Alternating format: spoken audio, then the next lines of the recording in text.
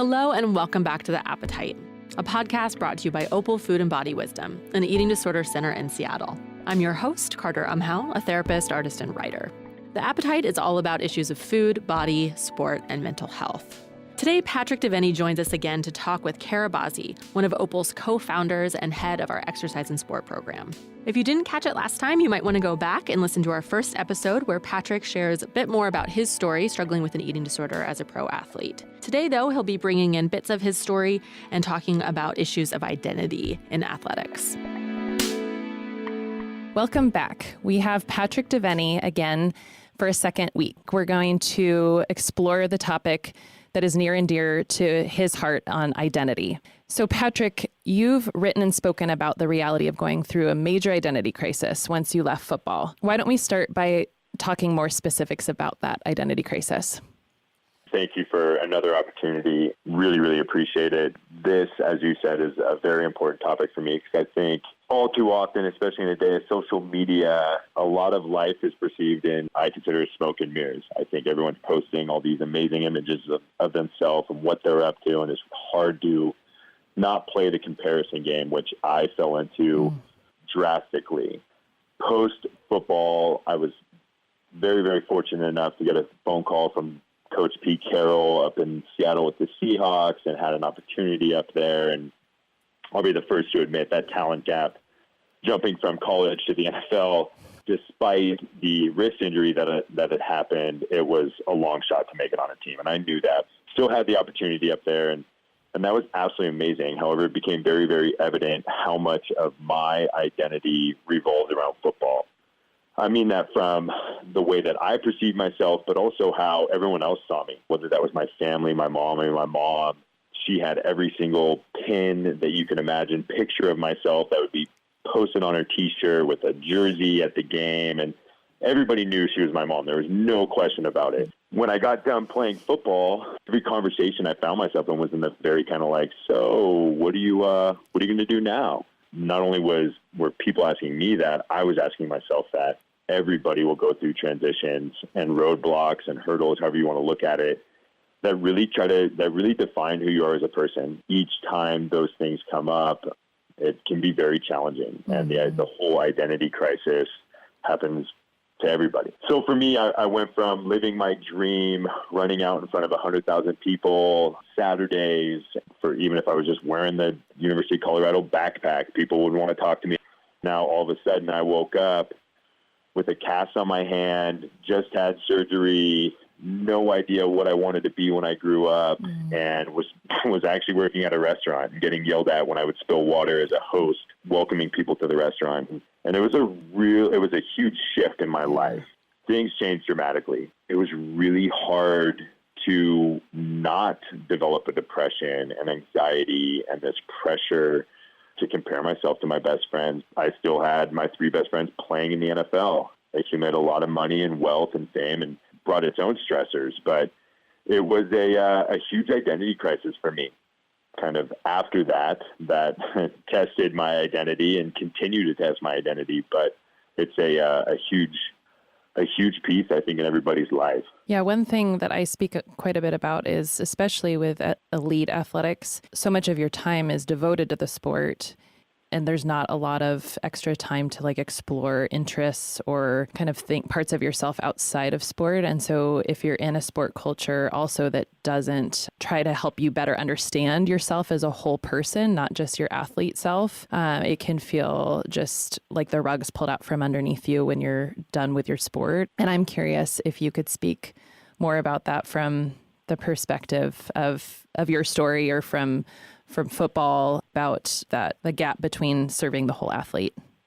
When I talk to current athletes and I really try to put the point across and learning from my mistakes was I was fortunate enough to be in the business school and just kind of assumed that the transition would be easy. Keep in mind, I believe it was my junior year of college, we had 2 ex-CU football alumni on the Forbes 30 under 30 list. I had great grades, great reputation. I knew a ton of alumni. I just thought, and seeing these guys on Forbes list, I truly believed oh, don't worry about it. I'll figure it out and I'll make Forbes 30 under 30. And that was my image post football, on top of all the other kind of goals and aspirations I had on the football field. But to your point, sure, I was in finance class, but I never once sat down and thought, do I want to do this the rest of my life? It was always, yeah, this is great. I'm here to get the A, but at the end of the day, I need you to hurry up because I got practice at 3. It was never a big picture. And I think schools are doing a better job now. I know especially CU is doing a much better job of trying to prepare athletes for post-career, whether that's setting them up with internships and opportunities to go talk to alumni and talk to influential people in the community. The difficulty in what I see when I do go back there and talk to the athletes is everyone's like, you know, it sucks you went through it, but unfortunately it's not me. Athletes find themselves in very much a reactive instead of proactive mode because you're so caught up in, and people can say it's unfair that, you know, the benefits athletes get, but when you step on campus, it's a 30 to 4 hour work week athletics, from films to meetings to workouts to all the above that, sure, I think a lot of people see athletes as like, oh, they show up on Saturday and perform and play in front of 100,000 people. But at the same time, I had people up, especially my freshman year, and then once I kind of proved myself athletically or academically, it was different. You have people checking your class. We'd have what we called spies in the classroom that were undercover, that were reporting to the coaches who's in class, who's not, who's late to meetings, all this kind of stuff. Yeah, it was That's pretty crazy. intense. Yeah, you show up to practice and like, so you weren't in class. And you're like, wait, how did you know that? The guy in the sweatshirt in the back was, you know, telling on you. Yes, no matter how hard you push that subject, it's very hard to not get caught up in, you are here to play athletics. Your goal since you were a kid was to make it to the NFL. In my opinion, in a very bad manner, identify yourself that way and not truly who is Patrick Devenny. It's, I'm Patrick Devenny, number 33, the football player that will someday figure his life out. It's so achievement driven. I think that's the what I'm hearing, and what I remember in college athletics as well is I liked what you said about reactive versus proactive, is that you're doing what's in front of you, and there's so much investment in the achieving and the doing part of college, both school and sport, that it doesn't create a lot of space to consider even things that you like. Like I remember when I was done with college athletics, I was like, I don't even know what I like. I don't know what my preferences are, what I'm interested in, because I wasn't operating on that level at all in college. No question. And I think that's the tough part, right? Especially at that level. I mean, you have some sort of drive. I think naturally and mentally, most athletes have a drive of trying to prove somebody wrong or prove their community they can make it, or there's some sort of external factor here that can have some sort of negative connotation. When you have that, is what makes you wake up at 5 a.m. to go work out and do these crazy hours and balance school life, social life, all the above, that you develop a passion around it. And when you transition to the real world, being an ex-athlete, you have that passion. You know what it takes to have that motivation and all these traits that come with being at that level of athletics. Then when you get put into the workplace, and if you haven't really identified what you actually like, and your comparison, your baseline is something that drove you for so many years, sitting, for me, and for some people it may be great, but for me, sitting behind a desk from 9 to 5, I was going insane, and I had zero motivation to get up in the morning and be like, I really want to make these cold calls today about something that I don't care about. Yeah. That's really the tough part. And unless you really start to try to define yourself outside of the sport, it's a tough transition. Well, and I think that is where quite a few people will go down the path of an eating disorder, because it's almost like another way to put that drive, another way to be number one, another way to be successful, that you have some control over in terms of being able to do it on your own. No question. That was literally what drove my eating disorder, was from that standpoint of I couldn't control anything else in my life, that the only thing I could control was what I was eating, when I was eating, and even binging was a letting go of control with the most amount of control possible. It's just such a vicious cycle that, you very much an eating disorder from an OCD perspective, it's goal oriented. And that's all I know. I don't live in the gray area. Like I said, that black and white thinking, it just sets you up. It's a natural transition to eating disorders, which is very, very common. So if more people are talking about it, more people can address it earlier, it's less of the elephant in the room. But I think it's just across the board that there's so much ego and image driven in elite athletics that it's hard to kind of break ground there. Is there, like, in light of that, is there advice you'd give athletes, male athletes, college athletes, of something? I know we would benefit a lot from system change within athletic departments as we're awaiting change in that regard. Is there things that you feel like athletes could do to kind of be more proactive versus reactive? Fundamentally, I think the NCAA is starting to make strides in regards to mental health and eating disorders and depression, anxiety, all the above. I will say, and what's kind of one of my big passion projects as well, is there's a difference in my mind of what's practical versus theoretical ideas. Right. And I say that from the standpoint of, like, the NCAA can come in and start making these programs check the box as far as you need to have a licensed therapist employed by the team and all this kind of stuff. Is it practical? Is it, sure, that's great. You're going to put the therapist next to the locker room. So if an athlete does have an issue, it's a 10-foot walk. And that sounds great on paper. At the end of the day, that's the longest 10-foot walk that an athlete will ever make. Yeah. And it will not happen. And if you want success, that therapist better be located on the opposite side of the county, let alone campus. So no, they won't be seen. And there's hurdles there right now. And so that's kind of the danger zone, because I think the NCAA and teams in general, again, kind of what we already referred to, but they're very reactive. We've had a lot of suicides.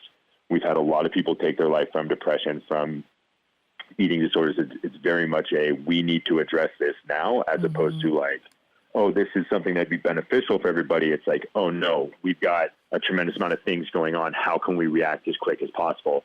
And to answer your question in regards to the athletes, I think it's more being open-minded and honest with themselves to at least explore the possibility of what an eating disorder is and could they have it, is taking the time to establish a healthy balance in this approach of what it takes to be an elite athlete, and go seek help and realize that going to a therapist is so beneficial, and trying to identify who you really are as a person. There's certain things that I think can be addressed. And again, a lot of that, being a male, I think my biggest thing is especially when I was playing, it was like the concept of journaling. Like, that sounds terrible to me. I have zero desire to sit down and journal. It sounds, not to be too manly, I'm not to say in a derogatory way or anything, but like, sounds like something my little girl cousin would do when she was sick.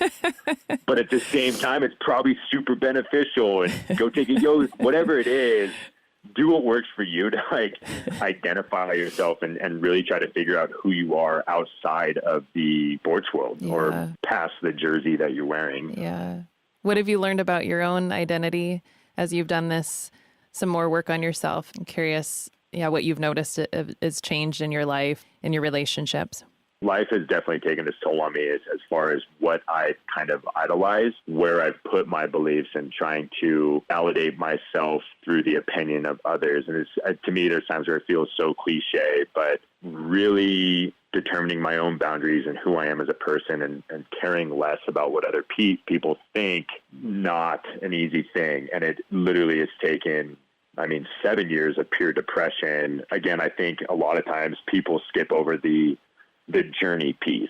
Everyone in a position where they're in advocacy work talks like, yeah, it was a really rough couple of years, but now everything's great. I will be the first to admit that those 7 years post-college were very, very dark. Any sort of documented, like I look back at, I do have some written journal entries from back in the day where I was like, I'm going to give this a shot, gave it a shot. And it's dark. People skip over that, though, that there's a reality to that. Realizing that where I'm at with relationships now, my best friend and I joke about it, but I'll give him credit on this one. But he'd rather have 4 quarters than 100 pennies.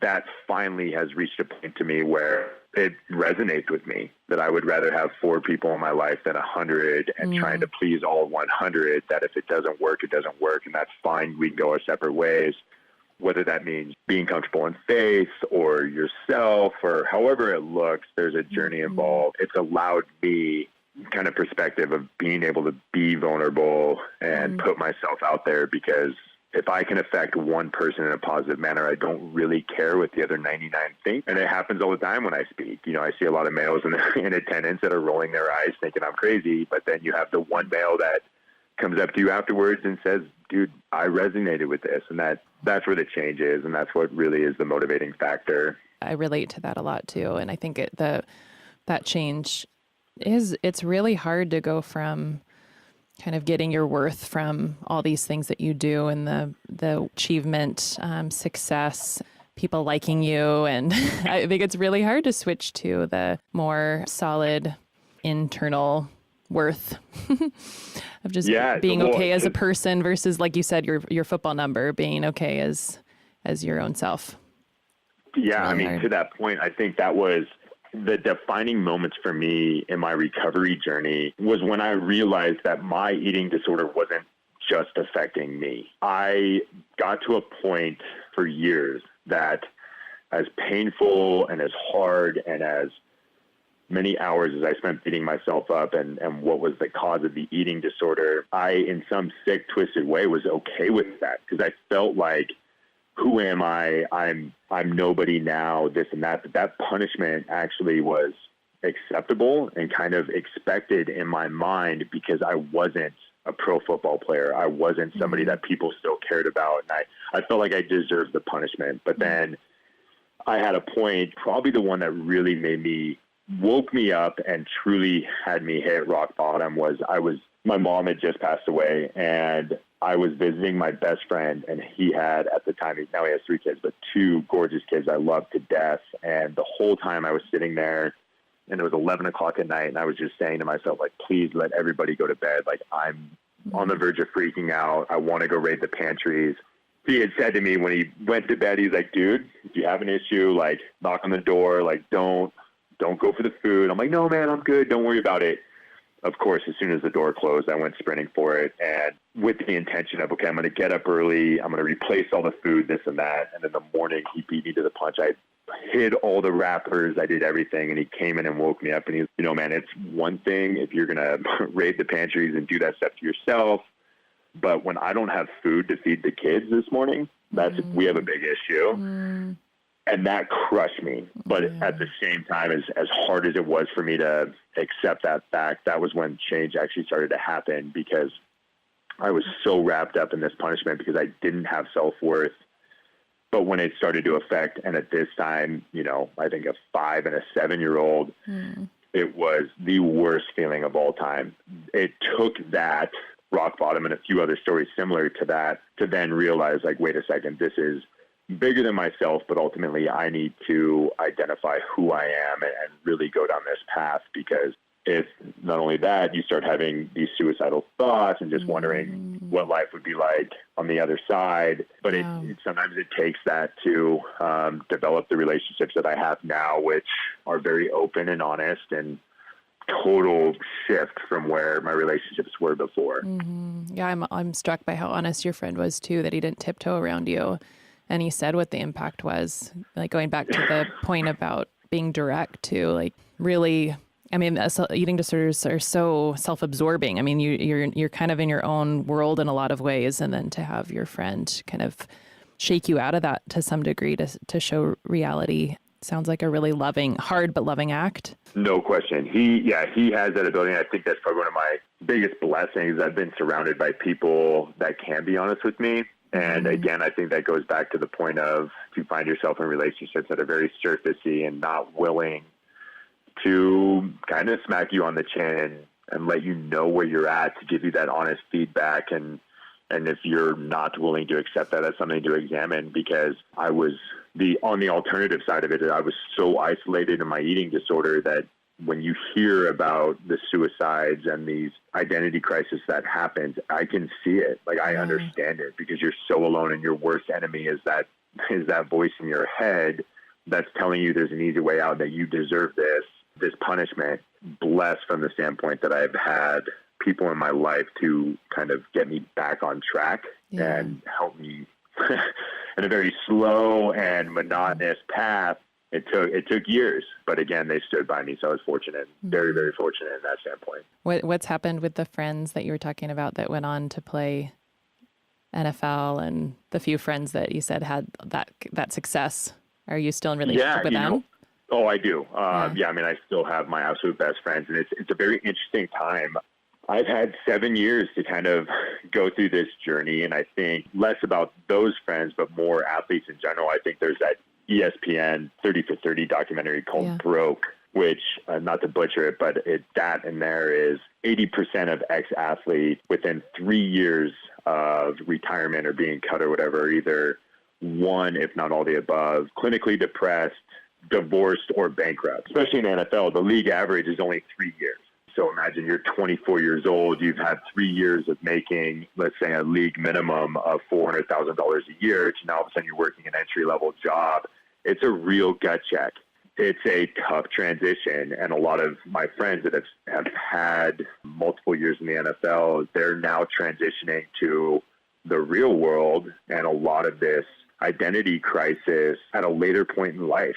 I mean, I was fortunate and unfortunate to go through it, but I was fortunate from the standpoint that it started when I was 24 versus a lot of these guys are 30 and above with families and kids and these pressures to maintain the financial status that they had and what's now standard, that the guy that's cheering for you on Sunday is now your boss, and he doesn't really care about what you did in the past. It's more, okay, you got to produce for me now. Here's your computer, get to work. And it's a tough transition. I thought maybe it would be interesting to hear your reflections a bit about reading the book, What Made Maddie Run. I know you mentioned that on our phone call last week that you've been reading that book. That book has completely changed my life from multiple levels. I think if there wasn't enough motivating factors to get out there and raise awareness around mental health and the pressures of being an athlete and eating disorders, hearing Maddie's story is enough to want to partially make you quit your day job.